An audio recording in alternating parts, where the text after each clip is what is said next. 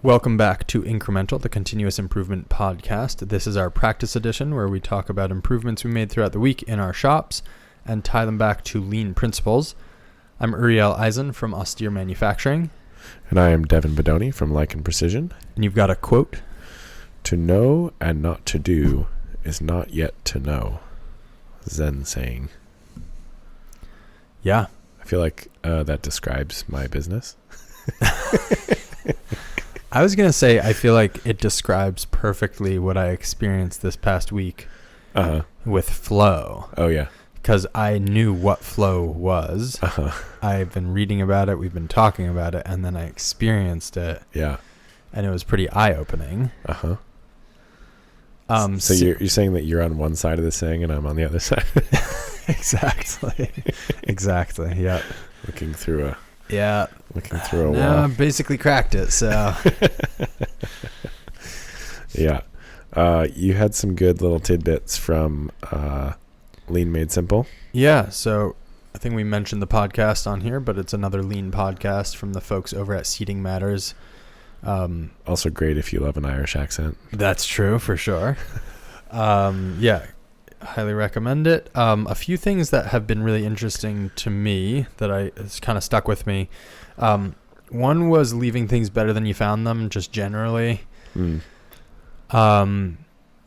was just it's sort of a nice way to walk through life, I guess, but like just in the shop. Yeah. I don't know. It's kind of helped me just be like, okay, I'm leaving this area. Is it nicer than when I found it? The answer is almost always no, but you know. It's like you gotta have something to strive for, right? Exactly. So that was one that's just been, a nice thing that just stuck in my head. But then two really nice sort of triggers for improvement. One is in 3S'ing. I forget who they were quoting, but basically sort, sweep, standardize. Sorting and sweeping are pretty straightforward. And then they had a definition from, I'm forgetting whom, but basically that standardize is anything you do that prevents the problem from recurring. So that you don't have to sort and sweep again, kind of. Either that or that's just... how I thought about it when you mentioned it to me.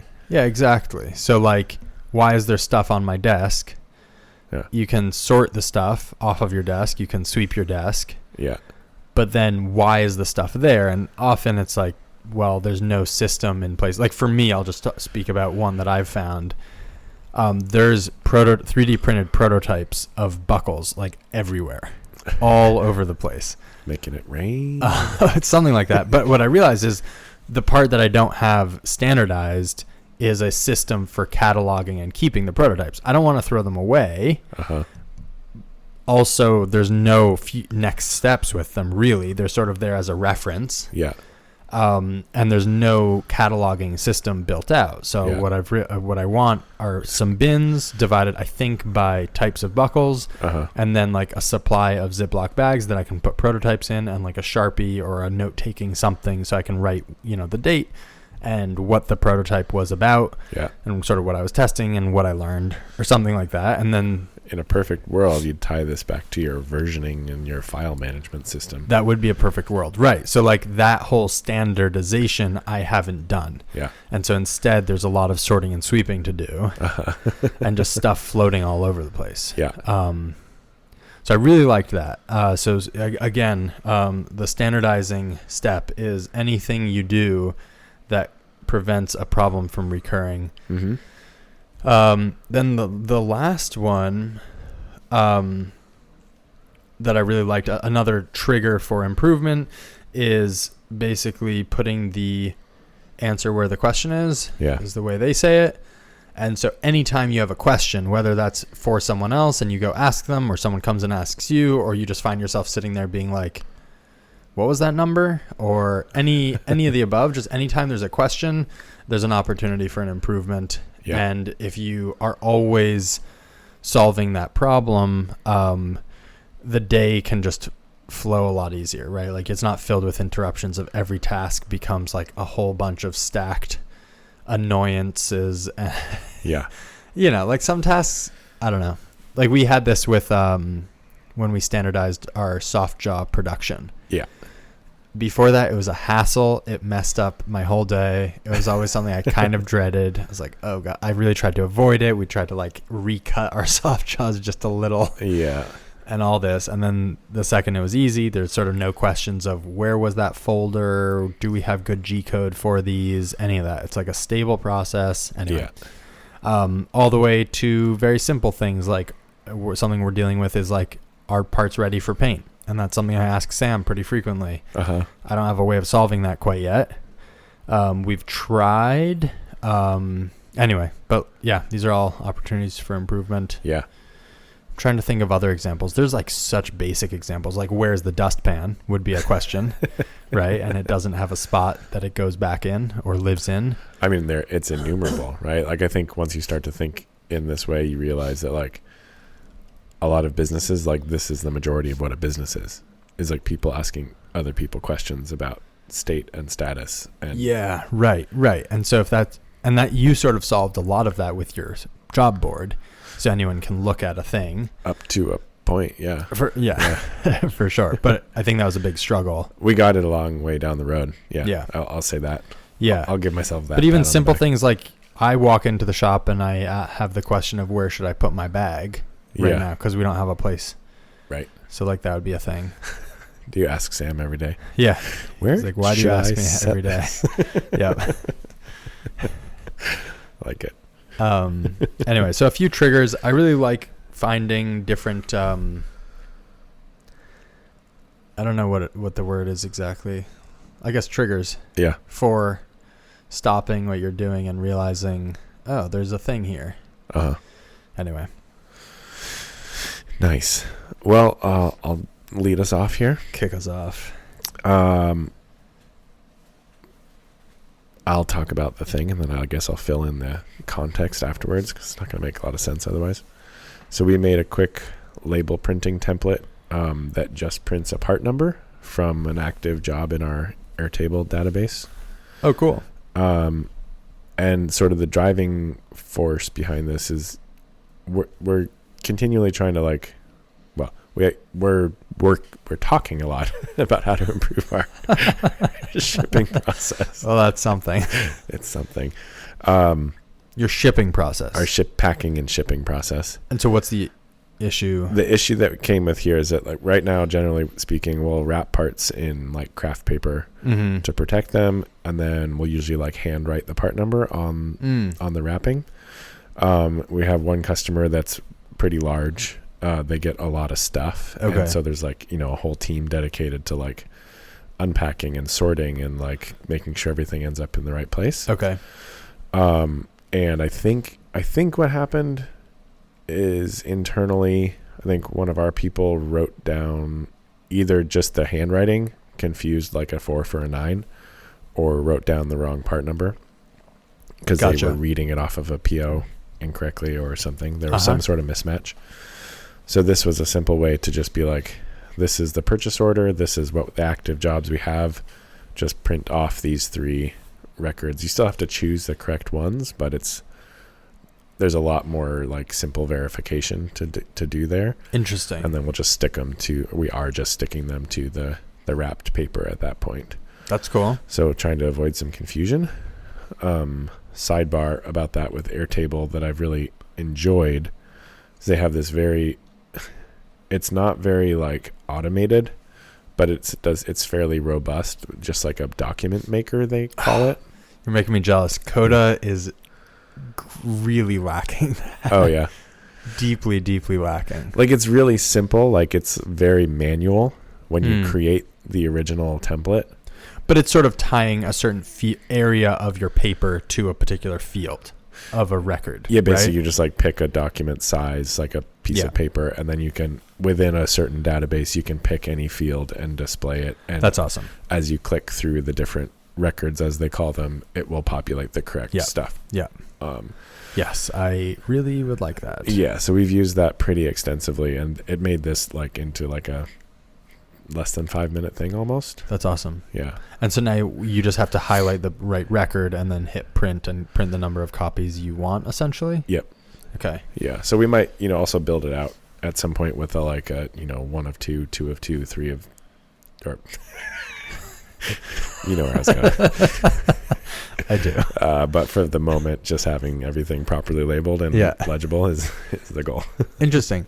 Is there a scenario where when you print stuff off, all of that stuff happens? Like where that document is comprised of a few documents or not really? Maybe. Yeah. I mean, we're still sort of like trying to figure out how to do this packing slip. I mean, that sounds like a big step in the right direction. Yeah. And there's a very real world in which that packing slip is like just on a thermal printer and this stuff is included and we get, and it's like a sequence of things. Right. We had a failure actually because I don't know if I ever talked about this improvement. We were shipping off of thermally printed packing slips. Yeah. And we packed someone 5 of something because the print looked like a 5, but it was actually a 6. Oh. So the person messaged us from Mexico and was like, hey, what happened? So our improvement was using the computer screen when we're producing. Not reading and the tag off the paper. Yeah, exactly. That seems worthwhile. Yeah, sometimes the thermal printing leaves a little bit to be desired. Yeah. And when the text gets small. On that note, we rebuilt our shipping cell a while ago. We've continuously been improving that shipping cell. Yeah. We posted a reel on Instagram of just a top view of our assembly station and got a lot of great recommendations from people of how to improve things. There's a video, right? Of like a time lapse? It's, I think I sped it up. Okay. Yep. And it's just moving through the process. We had a lot of things that were kind of like you'd start. It basically flowed clockwise, but not always. And so you'd sort of like assemble parts all the way to the left and then turn 90 degrees clockwise to the sewing machine. But then there wasn't really enough room on the sewing machine table to hold all the fixtures. And so what ended up happening, not explicitly, but just sort of what happened was the fixtures lived 180 degrees from the assembly area in the U-shaped cell. So you'd sort of turn 180 degrees, load the fixture, turn counterclockwise 90 to put it into the sewing machine, and then turn counterclockwise again, like, 15 degrees to where you would melt the threads and wind the strap, and then turn clockwise back to the shipping station. Yeah. So there's a lot of back and forth. Also, the printer was all the way at the beginning, and so to pack and ship, you would like scan it and then grab an envelope and then have to turn 180 degrees to grab the label and sort of turn back to deposit the whole. It was, we took 1 step forward, 2 step back kind of a thing. And so we kind of got all that dialed in. So we rebuilt the sewing machine table. We moved the printer and scanner all the way clockwise location in the U-shaped cell. And then we put 2 computer screens, one so that you could see them from any position. And we have 2 Bluetooth mice, that so you can operate it in the 2 positions. One of them you only need a mouse. You can have 2 hooked up at once? Yeah. Oh, yeah. If you ever want to piss someone off, you just secretly plug one into their computer. I thought my keyboard was defective for a while because the spacebar was stuck, but I didn't realize my Bluetooth keyboard in my backpack was connected and pressed. So you can connect a bunch. So we added a screen so that you can work off of the screen and move the scanner and and moved the winder and the thread trimmer and moved the rewired the control on the sewing machine so that you select the program and then turn clockwise to the sewing machine. Like every step is just a little bit clockwise from the previous step. Yeah. And it really reduces mental load. It's right. You just go through it. More ergonomic. It's way less secure. Like, I don't know. It's really a lot better. Anyway, so that was a really cool, good one. Yeah. It was one of those where we had talked about it for like 6 months about rebuilding the sewing machine table. And then inevitably we just start production because it was like, I need to cut a board and I need to So we never did it. Yeah. And then it was smack dab in your face. And we were doing so many and trying to increase the throughput. Yeah. So it just made sense. Cool. Yeah. Super cool. This small one falls under the Standardize, I think. A while ago, like when we use our soft jaws on our KSC vices versus the hard jaws, they need different length screws. Oh, okay. It's kind of annoying. I should probably just redesign the soft jaws. Well, no, because it's nice to have the depth. I'm just thinking out loud now. Anyway, they use different length screws. So I put an SOP in Airtable that describes what length you need, but you still have to go find them, and then you have to measure them, which is silly. And they're often floating around because life. Yeah, because life. So I just added a little labeled box at each of the mill workstations that just has very nice what it is and how long it's supposed to be. So it's just soft jaw screws, M10 by 25 millimeter. That's awesome. So they can go in there. Wow. Sounds small. Sounds simple. Sounds small. Sounds simple. It's funny. I haven't stack up. Yeah, they do. I haven't been running machines a lot. And now whenever I do, I'm like, oh my God, fix this. I've experienced that too. And I think it's sort of, it's a combination of fresh eyes on a problem. And also I think, I don't know exactly how to say it. I am obsessed with this stuff. And it's what I think about when I'm working is how could this be better? Right? Yeah. I don't think everyone's doing that all the time. Yeah. And there's a certain comfort to not doing it. And I think also, anyway, yeah, but it is sometimes frustrating to me to see problems persist. Yeah. But also maybe I just don't have, maybe someone watching me would have the same feeling. That's actually, now that I'm saying that, probably exactly what's happening. Highly likely. Right, the ones we're used to. Yeah, that's what it is. I'm sure. So really what I need is people doing my job intermittently and being like, dude, what? Really? How did you just which I guess is sort of what happened with Alicia when he jumped into my Fusion file system, let's say. Air quotes system. Air quotes system. Nice. That is great. Oh. I sort of talked about this last episode, but new trays to hold parts in the oven. Yep. A piece I didn't mention is once I did that, we had to reconfigure the oven to hang our buckles how we used to do them. Oh. The old buckles hang in the oven, and so it would only require one rack all the way at the top, and all the buckles would hang from it, basically. Yeah. And the new system had 4 shelves in the oven. Oh. And so I realized the other day that I had delayed painting some cam buckles for 4 days, and our supply was getting dire. But it was so important to keep flowing belts, so I made a tray also to hold the other style. Oh, cool. Of racks, so now we can kind of flow them through without reconfiguring the oven. Nice. Which I guess is sort of standardizing. Yeah. On one, absolutely standardized. Non-ambiguous definition of it, actually. Yeah, we have a standard oven configuration. Yeah. So go SMED. Yeah, I guess so. I hadn't thought about it in that terms. In those terms, it's also a higher density of parts apart, actually. Oh, cool. And it's kind of nice because it decreases the chances of scrapping parts by touching them. Yeah. It does. I'm trying to think what else. It's really quite a lot better. It's something I've been thinking about doing for a long time. And I was like, maybe I'll use magnets. Maybe I'll use this. Maybe I'll use that. I ended up using sheet metal. I think it's something I'm going to focus on a little bit harder is building out a nice workflow in our shop for sheet metal.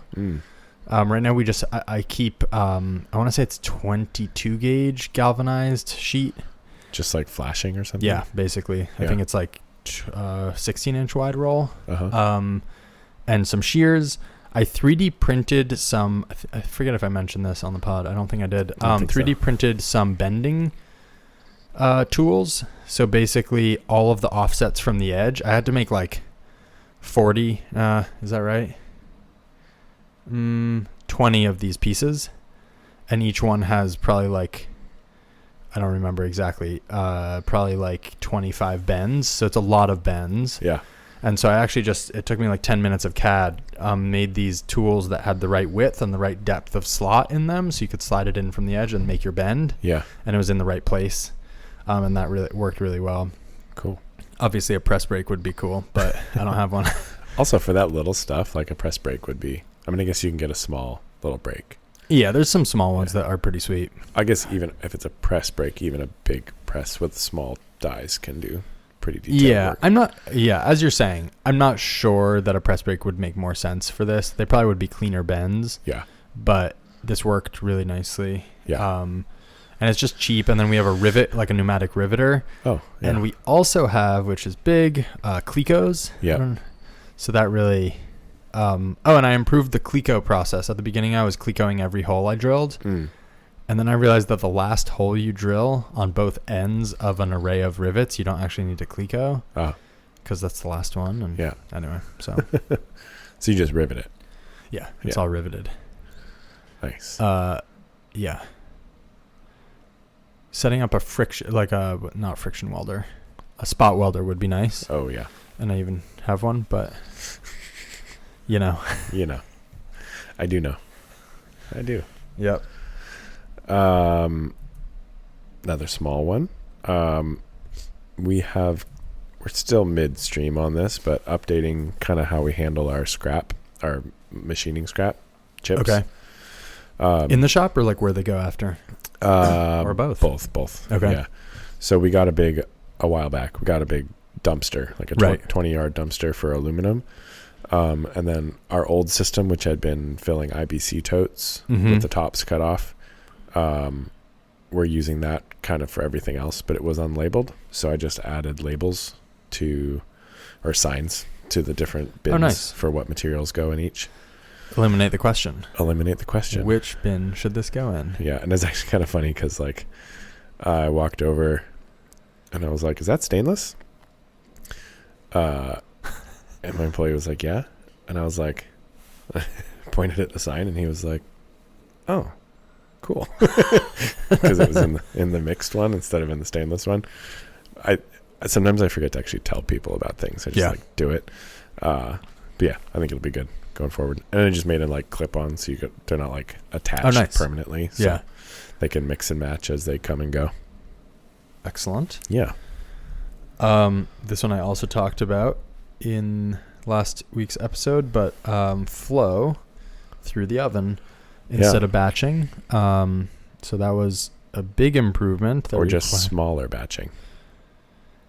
Smaller batching sure. Overlapping batches. Exactly. That like as parts are ready, they start the process of baking instead of waiting for everything that's going to be baked to be done. Yeah. Obviously, we're still painting 20 buckle components or 10 buckle assemblies per batch. So that could be cut again. Yeah. And I would love to. But yeah, there's what I've learned this past week is that there's a very big difference. Between waiting to pass everything and then just passing it as is not as is convenient. More. In synchronization. Yes, that's it. Matching some sort of tact time, I guess. Cool. We are on a little bit of a mission to have more accountability for inspection. Nice. And just like initialing things or what? Yeah, just verification. Like, did that part actually get, checked after proof out? Who did it? Nice. Did it happen? And part of that is like actually following SOPs for our like proof out procedure, but then also having a way to document it is going to be critical moving forward. So I just document the results. Right now we're like, or just that it happened. We're just trying to document that it happened. So I added just a checkbox and an attachment field and a drop down selector in Airtable. So when you proof out a part, you can check that it was proofed. You can, if you are going to do an inspection report, you can scan it and attach it. Cool. And then there's a drop-down menu with each of the people that work in the shop, so you can select your name as the person who checked the box. How we make this something that people actually do, I don't know yet.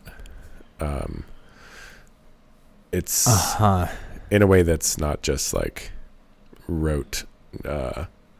Like I'm still, I have a strong belief in systems that are like self-reinforcing, and I don't know how to make this self-reinforcing yet. Yeah, I feel like I forget 2 weeks ago, the title of our episode was "Make the Proper Way the Easy Way." Yeah, basically that, right? Right. And with inspection, it's hard because it's almost never the easy way.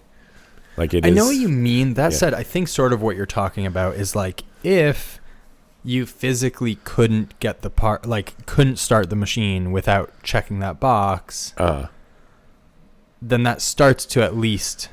Sure. I guess that's poka-yoke, not so much the easy way is the right way. Yeah. It's well, like, it is, but you've artificially made every other way hard. Right. Yeah. In the operation, it's almost never the easy way. Like as an operator setting up and running a machine, it's much simpler to just be like, okay, that looks good, let's go. Versus totally. I've done that really with devastating results. Yeah. Same. Like you're like, great. And then you run a bunch of parts and then you're sort of like feeling high. Yeah. And then you're looking at them closer and you're like, uh-oh. Yeah. Oh, that's not all of them. Yeah. Okay, start again. Yeah. Yeah. So that's, we're still going to have to sort that out. But I figure at least having a place for the information to live I found that to be a key part of all of this. Like, once it's there, at least you can be like, well, it was there and we talked about it. Right. So let's figure out a way to make this happen versus being like, I think we should do this. And everyone's like, well, there's nowhere to do it. Do you have an SOP you have a checklist for going from yellow on to green? Yeah. As you say that, I'm realizing that it's, well, yeah, definitely. As you said that, I'm realizing that it's not technically a checklist and that you don't actually have to check it off. Okay. So maybe that is part of the process. Yeah, the point and call is pretty big. Yeah. Yeah. We've fallen, well, we had a failure that was only due to a lack of a point and call. Yeah. That we've already implemented. So I just feel like it's like with QC, it's really easy to be like, well, it's been good for the last 7 times. Right. And then you start to get lax. Yeah. That one's tough. Yeah. As we kind of move towards probably having our little work order slips travel with jobs through the shop, I think it could potentially be a touch point where you're like, okay, so the work order slip doesn't actually move to the machine until all these boxes are checked. Right. Yeah. Is there anywhere in Airtable can you do like, could you go from filling out a spreadsheet to essentially being in more of a work page, like Google Forms, right? You can fill out a Google form and you can have required fields.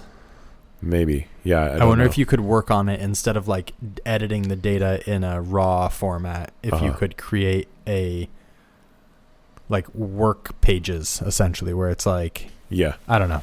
There's different views for sure. And then like hit submit. Mm-hmm. And then it'll bring you to the next like machining status or page. I don't know. Yeah. I feel like that verges on the like bureaucratic or something. It does have that vibe about it. Yeah, of like, we will treat you like a dum-dum. Yeah. But it is also, I guess if the intention is clearly poka-yoke and it's not like, well, we won't give you access because you're not authorized. It's more just like, let's build a view where the user only sees the stuff the stuff that's actionable. Yeah. And makes sure they don't miss anything before moving to the next step. Yeah. I don't know. Mm-hmm. It's putting a nice skin on. Good spin. On bureaucracy. Exactly. Yeah. They say about regulations prevent failure and ensure mediocrity. Mm-hmm. What's that? Yeah. Yeah. Can see that. Let's see. I touched on that one. I touched on this last week also, adding multiple timers at each station to allow for... Yeah. Yeah, are we calling it flow? What are we calling it? It's reduced batch sizing, but it does feel like flow. Synchronization. It's not single piece flow, but it is flow. Yeah. Whereas as stuff gets passed, it gets started, and it's not... Well, it's funny because it is batched. It's just a smaller increment. But really, I would say the differentiation has been realizing that just because a process has started doesn't mean you can't add or subtract from it. Mm-hmm. And some of them you can't, which is annoying, like our sandblaster, right? But like a degrease bin or what tank, you can add parts, set timer 1, add a second batch, set timer 2, add a third batch. Yeah. Stuff in and out of an oven, similarly. Yeah, it seems like it's more a synchronization and a lack of queuing. Yeah. Like you're removing the queue at the front of each process by putting it in as it's available. Yes, and building the tools to make that trackable easily. Yeah. Nice. Another small one, I altered our job board so that it's divided into like vertical columns for each operation within the shop. Yep. And then they're segregated horizontally into rows. Okay. Based on which machine they're going to run through. But like we're having this silly thing where a bunch of single parts might get run on one machine and all shipped to Standardize. And so then there's like 10 different slips trying to share this little square on the at Standardize thing. And I was like, everything after the machine doesn't need to be segregated by machine. It's just like, it's all the same thing. Interesting. So I just erased some lines. So now we have general fields for like everything post machining, where any part that's in that process, regardless of what machine it ran on, can live there. Nice. In harmony. Yeah. That's good. Small, but much more readable. Small but useful. Yeah. Nice. Oh, here's a little one. We have all these things like warming up a machine or like warming up an oven, or after you paint, you're meant to let the solvents flash before putting it into a hot oven. Yeah. And I was sort of managing that by, I don't know, feel or mental load or something. So in ordering all these timers, I've now added timers all over the place for those different processes. So it's like you finish a batch of, like when I get a batch of paint that needs to go in, I hit the timer. When the timer goes off, it's ready to go in. It feels nice because you don't have to track it in your head. We now are getting to a point where there's like a lot of timers going off in the shop all over the place. So I think we will have to solve that problem next in some way. I'm not sure how. Different ringtones for each one kind of thing. Maybe lights instead of noise, or maybe noise some places and I don't know. We'll see. It's definitely going to become an issue. Like a clock shop. Yeah, it is. It's getting close. It's getting close. So, but besides just reduced like mental load, which I feel like you don't notice it building, but then you notice when it's taken away. You're like, wow, I don't need to track that. Also just feels good to have things standardized in a real way. Yeah. Where it's like, okay, now we are doing things the same every time, instead of it being like, yeah, it's been a few minutes, I'm going to go ahead and start this process. And then when you have variability in the results, it's very hard to know where they're coming from. And I think it's like, they say like lean is, scientific thinking and whatever the pillars of lean are, depending which chapter of the book you look at. Right. Yeah. But, like when you're running a science experiment, you control all but one variable. Yeah. Hopefully. So, yeah, we don't, but we aspire to. Yeah. Well, that's all I got. I have one more. Well, I feel like I have more that I didn't put, but it's been a crazy week. I ordered an automatic webbing cutter. Nice. So we're having issues with the webbing cutting. I mean, it's time consuming, but it's even more time consuming trying to get the end looking clean. So we've been spending a good amount of time making sure each one is looking good. Yeah. Which is a bummer. So we got an automatic webbing cutter, which has solved some issues and created some other issues. You need to warm it up for a while, and then it's very fast, but changing the lengths is not fast. Like it's not. It's probably like 15 seconds to change the length. So it's not a lot, but you're not going to do it live, right? So now we're sort of batching. So it's not just an automatic cutter. It's an automatic like measure cut. Yeah.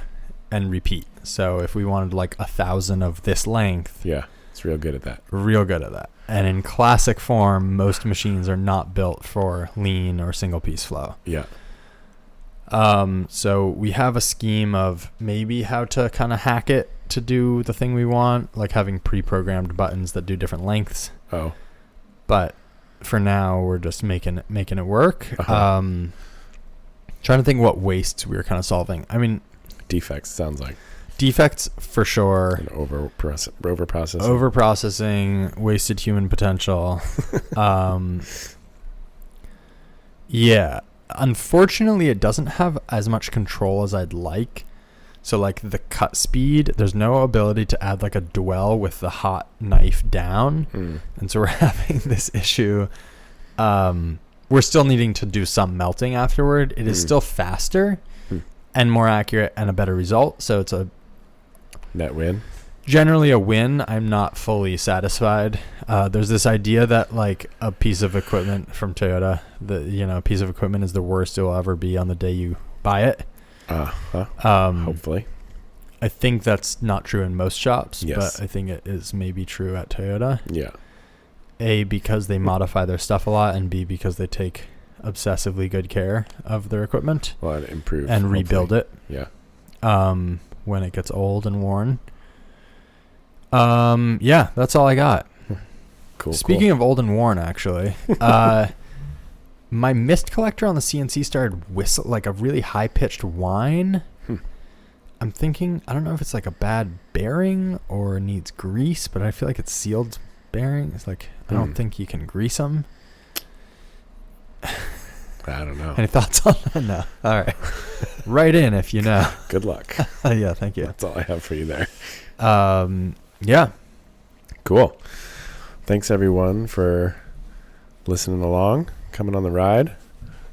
Please continue to write in and give us feedback, all the good stuff, or just start conversations. It's been fun having friendships grow up around this. Yeah. In new ways. New people in new ways. You can find me on the internet at likenprecision.com, on Instagram at lichen_MFG. We have a Patreon. Go give it a look. And you can find me at austere_manufacturing on Instagram and austeremfg.com. And we will be back next week. Talk to you soon.